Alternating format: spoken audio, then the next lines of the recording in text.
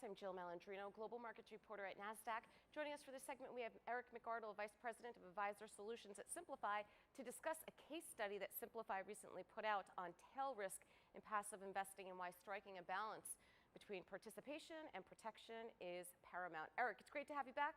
Welcome to Trade Talks. Hi, Jill. Great to be back. Thanks for having us. You got it. And let's talk about the passive environment in general. Why has it grown so much? Yeah, Jill, I think, passive has become synonymous with equity investing. And when you look across other asset classes, that tends to be true as well. Really, there's a couple of distinct features that make it attractive, especially in the equity bucket. Number one is the cost, right? In most cases, you can have access to low cost, passive beta exposure for nearly free in today's standards. And if you compare that to a traditional active managed fund, generally the fees on those are going to be about 50 basis points versus some of the other active or passive products available that are at 2, 3, 5 basis points. So very, very cost effective.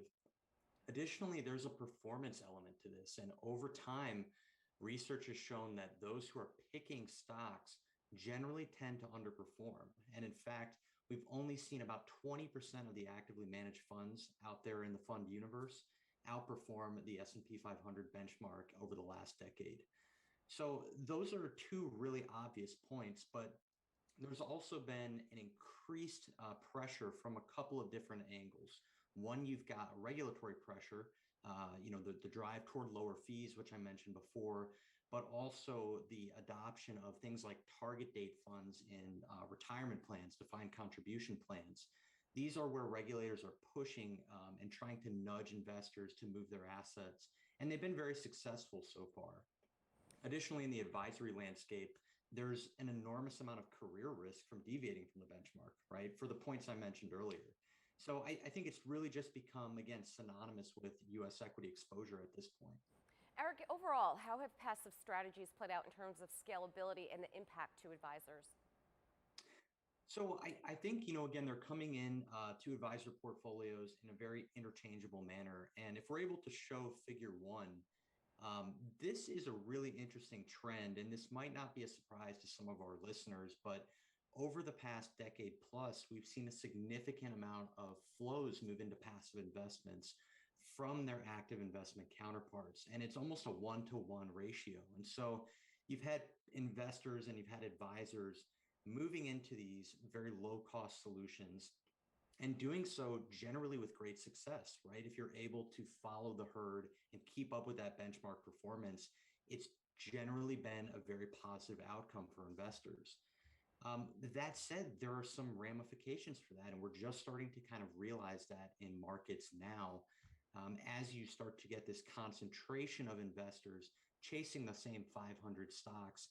There is this element of losing price discovery. You begin to see active managers, again, move out of the space, and passive by nature is going to be very agnostic to what the price of the underlying investment is. Simply put, there is basically a formula says, if you give me cash, I will buy.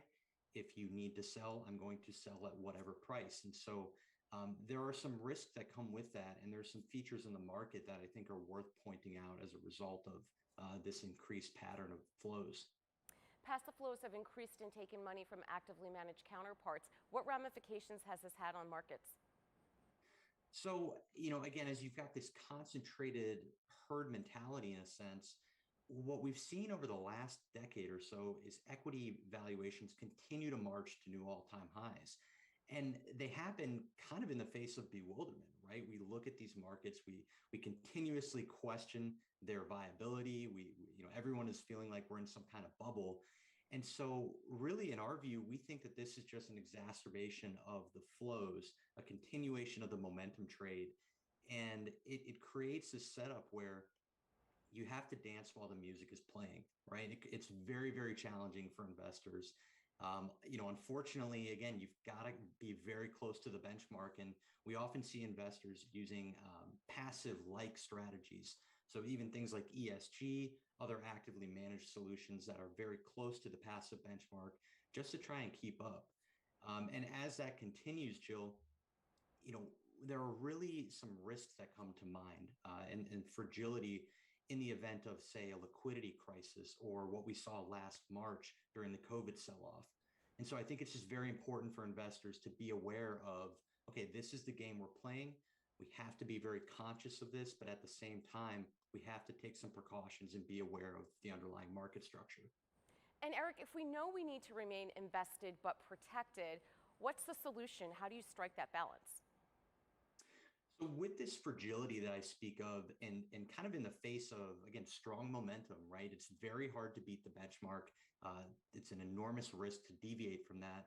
So you have to be able to participate. And in our view, we think it makes sense to do so, but we want to have some protection in place to hedge against extreme volatility. Now, generally, people think of volatility as a drawdown event, kind of like what I alluded to in the COVID crash of last year. But volatility can occur to the upside as well. And there's a lot of risk for investors in being under positioned to take advantage of these continued passive flows.